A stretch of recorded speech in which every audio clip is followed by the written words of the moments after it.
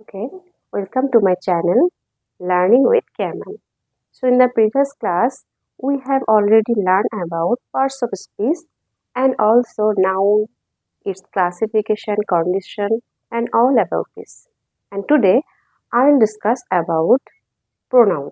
Okay, so দেখো আমি তোমাদেরকে প্রোনাউনের আজকে কি কি ভাগ হয় এবং সেগুলো কিভাবে চিনব এবং সেগুলোর উদাহরণ সমস্ত কিছু ডিটেলসে পড়ব।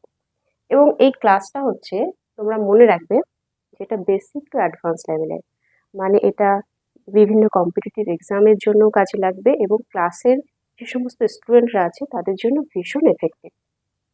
তো দেখো, প্রোনাউনকে আমরা সাধারণত কভাগে ভাগ করতে পারি, সেটা কিছুটা জেনেছি, কিন্তু এবার আমরা ডিটেলস জানবো যে প্রোনাউনের অ্যাকচুয়ালি কতগুলো ভাগ হয়। তো সবার আগে আমাদের জানতে হবে প্রোনাউন কাকে বলে। দেখো, প্রোনাউন আমরা মোটামুটি ভাবে জানি যে নাউনের পরিবর্তে যেগুলো ব্যবহৃত হয় সেগুলি হচ্ছে প্রোনাউন। যেমন রাম, শ্যাম, এই যে নাম, এগুলো নামের পরিবর্তে আমি যখন ইউজ করব কিছু হি, শি, দে, আই, এগুলো সবই প্রোনাউন। কিন্তু এগুলোর বাইরেও আরো অনেক প্রোনাউন আছে যেগুলো সম্পর্কে আমরা অনেকেই জানি না। তো আজকের ক্লাসে সেগুলোই জানতে পারবো। ঠিক আছে, তো দেখো দেখো প্রোনাউনকে আমরা পুরোভাবে যদি দেখি তাহলে 10টা ভাগে ভাগ করা যায়। ঠিক আছে, তো কি কি সেই ভাগগুলো দেখো। প্রথমে বলি personal personal pronoun, possessive pronoun, reflexive pronoun, emphatic, অথবা এর আরেকটি নাম আছে সেটা হচ্ছে intensive pronoun, interrogative pronoun, relative pronoun, demonstrative pronoun, indefinite pronoun, distributive pronoun এবং রেসিপ্রোকাল প্রোনাউন। এই যে 10টা ভাগ আছে, এবার আমরা জানবো এই ভাগগুলোর মধ্যে কোনটা কোন প্রোনাউন হচ্ছে।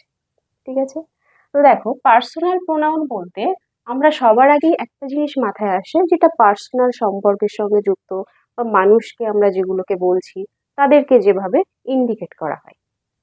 যেমন ধরো আই, ইউ, হি, সি, এগুলো তো সবই পার্সোনাল প্রোনাউন, কারণ এগুলো মানুষের সঙ্গে রিলেটেড। আমি, তুমি, সে, তারা, এই যে এরা হচ্ছে সব পার্সোনাল প্রোনাউন। এবার কথা হচ্ছে এই পার্সোনাল প্রোনাউনকে আবার দুটো ভাগে ভাগ করা যায়। তো কি সেটা? সেটা হচ্ছে দেখো, একটা হচ্ছে সাবজেক্টিভ পার্সোনাল প্রোনাউন,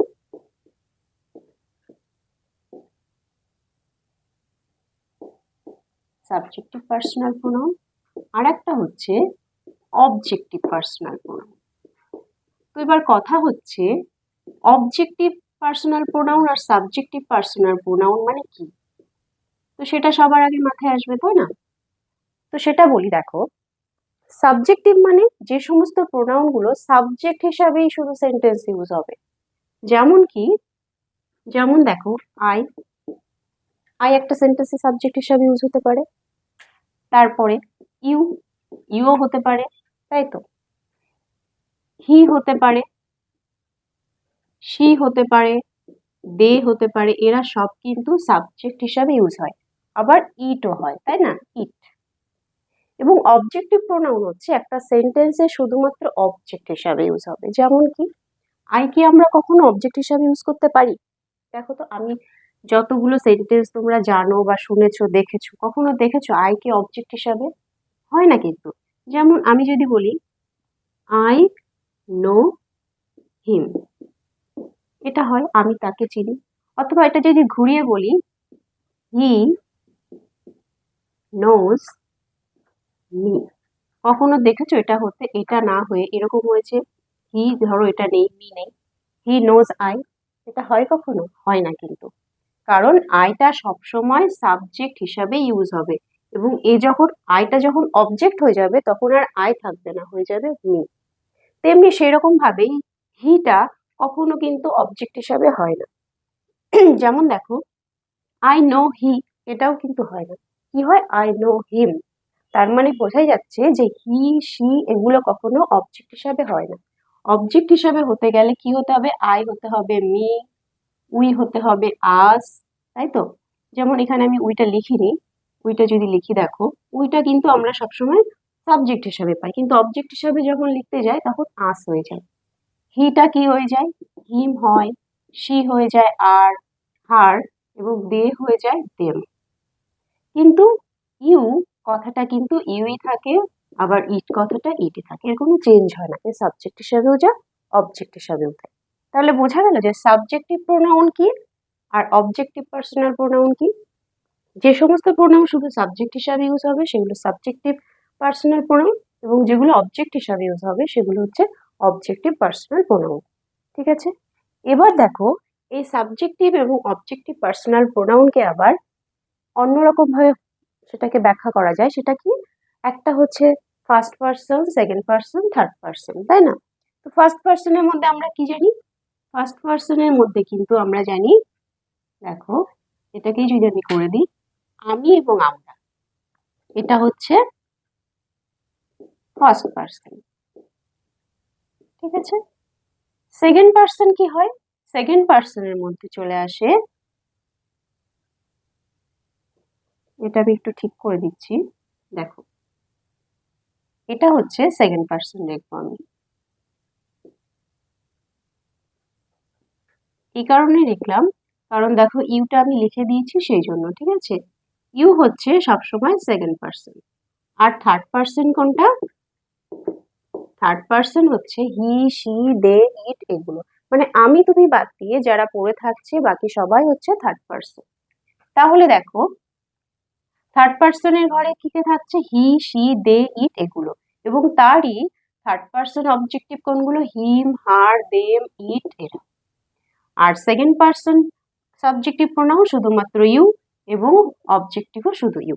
আর ফার্স্ট পার্সনের ক্ষেত্রে কি হচ্ছে? আমি, আমরা, আই, উই, এবং অবজেক্টিভ কোনটা? মি, আস। তাহলে এটুকু আশা করি ক্লিয়ার হলো। ঠিক আছে, এবার পসেসিভ প্রোনাউন, যেটা পসেসিভ মানে আমরা মাথায় আসে কি একটা পজেশন, মানে সম্পদ, যেটা আমার অধিকারে আছে কিছু। যেমন দেখো এগুলোর মধ্যে পড়ে, পসেসিভ প্রোনাউনের মধ্যে পড়ে যেমন মাইন, আমার, মাইন মানে কি? আমার। পরে কি? হার্স, তার। কি হয়?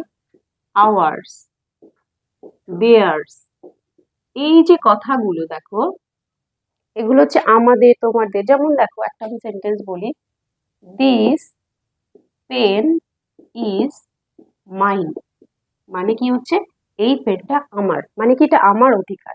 তো যেহেতু এখানে মাইনের দ্বারা কোনো কিছু অধিকার বোঝাচ্ছে, আমার কিছু জিনিস বোঝাচ্ছে, তাই এটাকে কিন্তু আমরা পসেসিভ প্রোনাউনের ক্ষেত্রে রাখবো। আবার আরেকটা আমি এর সঙ্গে কম্পেয়ার করি, দেখো যদি বলি দিস ইজ মাই পেন, এখানে কিন্তু আবার একটু তফাৎ হয়ে গেল। কি হলো দেখো, এখানে কিন্তু আমার পেন হয়ে গেল, এখানে পেনটা কি? পেনটা কিন্তু নাউন এই সেন্টেন্সে, তাই না? এবং নাউনের আগে যে বসে সে কিন্তু অ্যাডজেক্টিভ হয়ে যায়। তোমরা আমার যদি আগের ভিডিওটা দেখো, নাউনের ওপর যে আমি ভিডিওটা করেছি, সেখানে দেখলে তোমরা বুঝতে পারবে যে নাউনের আগে যে বসছে সে অ্যাডজেক্টিভ। তাহলে এখানে মাই পেন, তখন মাই কিন্তু আর আমরা প্রোনাউন বলবো না, এ হয়ে যাবে অ্যাডজেক্টিভ। ঠিক আছে, তাহলে মাইনটা হচ্ছে পসেসিভ প্রোনাউন, কিন্তু মাইটা কিন্তু আবার পসেসিভ অ্যাডজেক্টিভ। এই অ্যাডজেক্টিভটি যে ক্লাসটা আমি করবো সেটাতে আরো ক্লিয়ার করে দেবো। এই মাই, হার, এই যে কথাগুলো, এগুলো হচ্ছে পসেসিভ অ্যাডজেক্টিভ। এবার চলে আসো রিফ্লেক্সিভ প্রোনাউন কোনটা। তো রিফ্লেক্সিভ প্রোনাউন বলতে, দেখো রিফ্লেক্সিভ বলতে একটা হচ্ছে আত্মকেন্দ্রিক বোঝায়, ঠিক আছে, আমি নিজেই, যেখানে সাবজেক্ট এবং অবজেক্ট একই ব্যক্তিকেই বোঝাবে। এবং সেই ধরনের সেন্টেন্স গুলোতে না এই যে সেলফ কথাটা থাকে, সেলফ, এবং এক বচন হলে সেলফ, এবং বহু বচন হলে যেটাকে প্লুরাল বলে, প্লুরাল হলে হয়ে যাবে সেলভস। যেমন দে, দের সঙ্গে কি হবে? Them selves. ঠিক আছে, দেম বলতে অনেকজন, দেম সেলভস, আওয়ার সেলভস, কিন্তু একজন হলে মাই সেলফ, হিমসেলফ, এই যে যে কথাগুলো। এবং এরা সবসময় কি হবে? অবজেক্ট হিসাবে বসবে। কি হিসাবে বসবে? অবজেক্ট হিসাবে। এবং যেখানে অবজেক্ট হিসাবে বসবে তার সাবজেক্টও সেটাই হবে। যেমন আই যদি বলতে হয় তাহলে আয়ের সঙ্গে হবে মাই সেলফ, হি হলে তবেই হবে হিমসেলফ। মানে দেখো একই ঘরের বোঝাচ্ছে, মানে আমি আমার, ঠিক আছে, আমি এটা করেছি, আই ডু ইট মাইসেলফ, আমি এটা একাই করেছি। হি ডাজ ইট হিমসেলফ, মানে সে এটা নিজেই করেছে। অর্থাৎ সাবজেক্ট এবং অবজেক্ট দেখো দুজনেই কিন্তু একই ব্যক্তি, দুজনেই একই ব্যক্তি। তার মানে এটা বোঝা যাচ্ছে রিফ্লেক্সিভ প্রোনাউন যেখানে হয় সেখানে সাবজেক্ট অবজেক্ট একই ব্যক্তিকেই বোঝাতে হবে।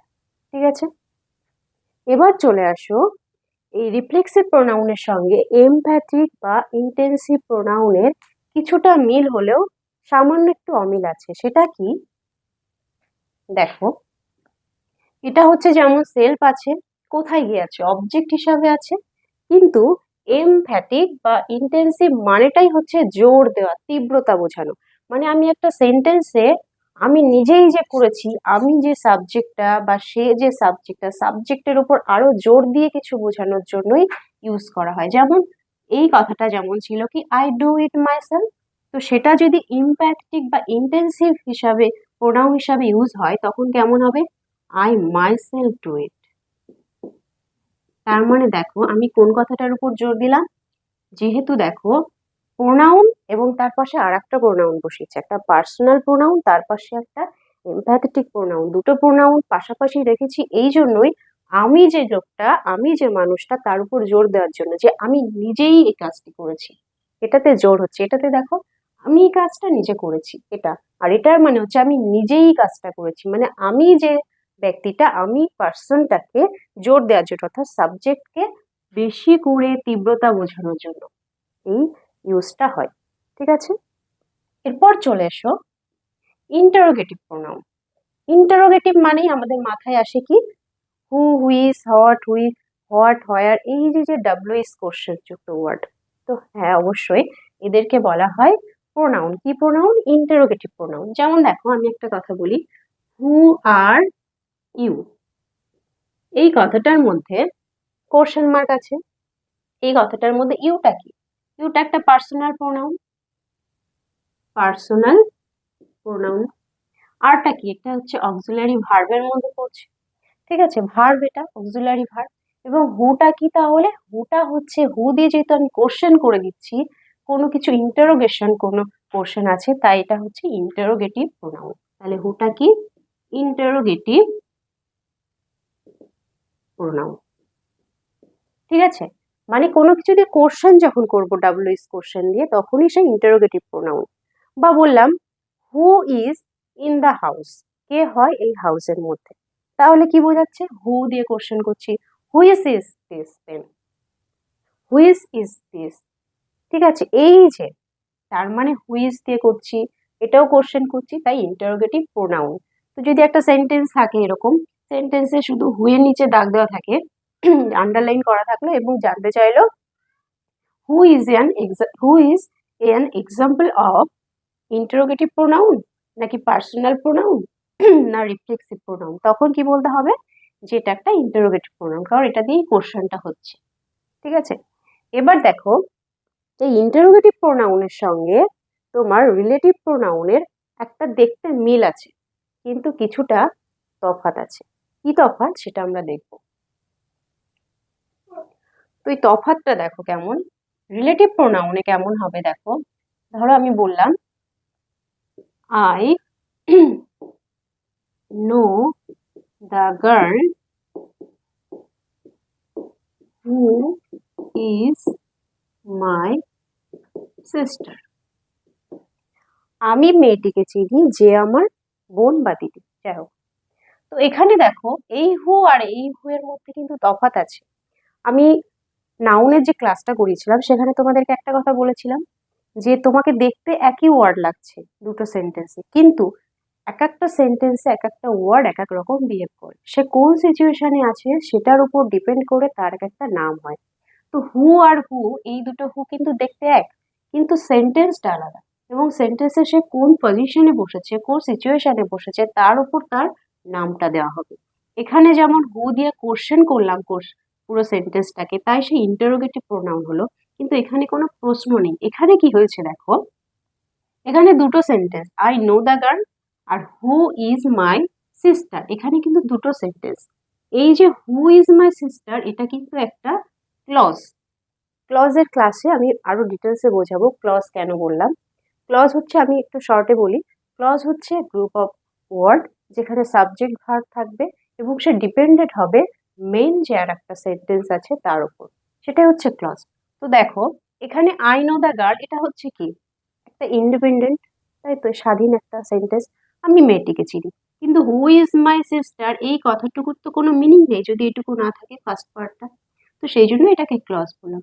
কিন্তু ক্লজ হলেও এ তো একটা আলাদা আর একটা সেন্টেন্স। এই সেন্টেন্সটা যদি এখানেই শেষ করতাম তাহলে এটা একটা আলাদা সেন্টেন্স হয়ে যেত। কিন্তু দেখো শেষ না করে এই হু কথাটা দিয়ে জুড়ে বাকি আর একটা ইনফরমেশন এই সেন্টেন্সটার সঙ্গে অ্যাড করা হয়েছে, অর্থাৎ এই হু শব্দটা কি করেছে, রিলেশন তৈরি করেছে দুটো সেন্টেন্সের মধ্যে। যেহেতু এর কাজটা হচ্ছে রিলেশন তৈরি করা, তাই এর নাম হচ্ছে রিলেটিভ প্রোনাউন। ঠিক আছে, তাহলে এ যেহেতু রিলেশন তৈরি করছে তাই এর নাম রিলেটিভ প্রোনাউন। তাহলে এটুকু বোঝা গেল। এরপর আসি ডেমনস্ট্রেটিভ প্রোনাউন। ডেমনস্ট্রেটিভ প্রোনাউন কি? ডেমনস্ট্রেটিভ মানে হচ্ছে নির্দেশক, এটার মানেই হচ্ছে নির্দেশক ডেমনস্ট্রেটিভ মানে। তো নির্দেশক করা মানে কি, কোনো কিছু নির্দিষ্ট কিছুকে বলছে, যেমন দিস দ্যাট দোজ সাচ, এই যে যে কথাগুলো, দিস পেন দোজ বুক, এই যে যে কথাগুলো নির্দিষ্ট করে কিছু যখন বলা হচ্ছে তখন ওই সেন্টেন্সের ওই দিস দ্যাট এই কথাগুলোকে বলা হবে কি, ডেমনস্ট্রেটিভ।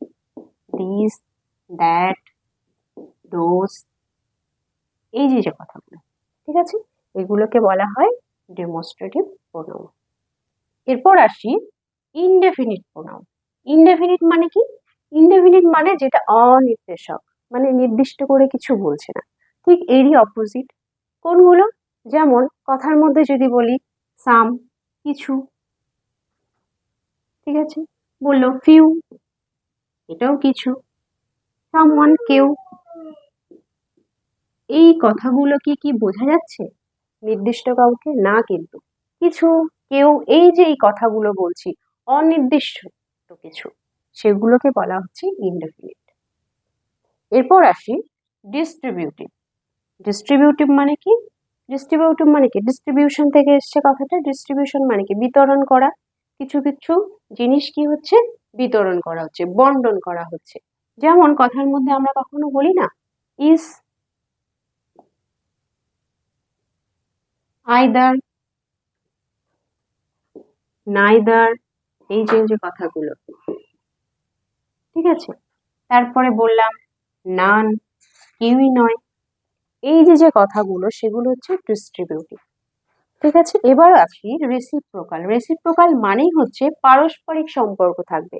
যদি কোনো সেন্টেন্সে দেখো আছে ইজ আদার, ঠিক আছে, ওয়ান আনাদার, এই কথাগুলো যদি থাকে ইজ আদার, বাকি থাকলো ওয়ান অ্যানাদার, মানে একে অপরের সঙ্গে সম্পর্কযুক্ত। এই কথা দুটো যখন পাশাপাশি থাকছে, ইজ আদার ওয়ান অ্যানাদার, একে অপরের সঙ্গে সম্পর্কযুক্ত। যেমন দেখো আমি যদি বলি the birds feed one another, মানে পাখিরা একে অপরকে খাওয়াচ্ছে। তো আন্ডারলাইন করা থাকলে কোথায়, ওয়ান অ্যানাদার দিয়েছে। তাহলে দিস ইজ এক্সাম্পল অফ কি, রেসিপ্রোকাল প্রোনাউন। ঠিক আছে, এইভাবে। এবার এগুলো যদি আমি একটু উদাহরণ দিই, যেমন দেখো এটা বললাম is of the boy is here, ঠিক আছে। তাহলে ইজটা কি, ইজটা হচ্ছে তোমার ডিস্ট্রিবিউটিভ, ঠিক আছে। এবার দেখো ইনডেফিনিট যেটা বললাম, যেমন যদি বলি ফিউ, আই হ্যাভ ফিউ বুক, আমার কিছু বই আছে। তাহলে এটা কি অনির্দিষ্ট না? অনির্দিষ্ট তো, মানে কটা বই আছে নির্দিষ্ট করে বললাম না, কিছু বই আছে, তাহলে ফিউটা বোঝা যাচ্ছে যে অনির্দিষ্ট, তাই হচ্ছে ইনডেফিনিট। আর ডেমনস্ট্রেটিভ হচ্ছে নির্দিষ্ট করে বলবে, যেমন বললাম দিস ইজ মাই পেন, তাহলে কি হলো, দিস ইজ মাই পেন। তার মানে দেখো আমি নির্দিষ্ট করে বললাম এই পেনটাই আমার, তার মানে কি, সেটা হচ্ছে ডেমনস্ট্রেটিভ, নির্দিষ্ট করে কিছু বলা হচ্ছে। তো আশা করি আজকের ক্লাসে প্রোনাউন সম্পর্কে তোমাদের অনেকটাই আইডিয়া হলো। কারণ প্রোনাউন সম্পর্কে আমরা ছোট থেকে যেগুলো জানি শুধুমাত্র পার্সোনাল আর পসেসিভ প্রোনাউন আর ভয়েস চেঞ্জ করার সময় একটু রিফ্লেক্সিভ প্রোনাউন জানি। বাকিগুলো কিন্তু আমরা দেখি, কিন্তু জানা হয়নি এখনো পর্যন্ত অনেকের যে এগুলো কি প্রোনাউন নাকি অন্য কিছু। তো সেটা প্রোনাউন এবং সেটা প্রোনাউনের কোন ভাগের মধ্যে পড়ছে, আশা করি এই ভিডিওটা দেখলে তোমরা ক্লিয়ারলি বুঝতে পারবে। সো যদি এই ভিডিওটা দেখে তোমাদের ভালো লেগে থাকে তাহলে অবশ্যই আমাকে সাবস্ক্রাইব করো, তোমাদের স্ক্রিনে যে বেল আইকনটি আছে সেটা প্রেস করো এবং এটা বন্ধুদের মধ্যে আরো বেশি করে শেয়ার করো। Thank you.